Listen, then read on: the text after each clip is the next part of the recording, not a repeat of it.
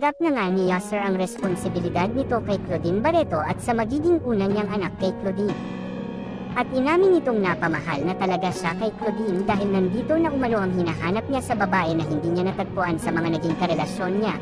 Ito na daw siguro talaga ang matagal niyang hinahanap at natagpuan na niya umano kay Claudine.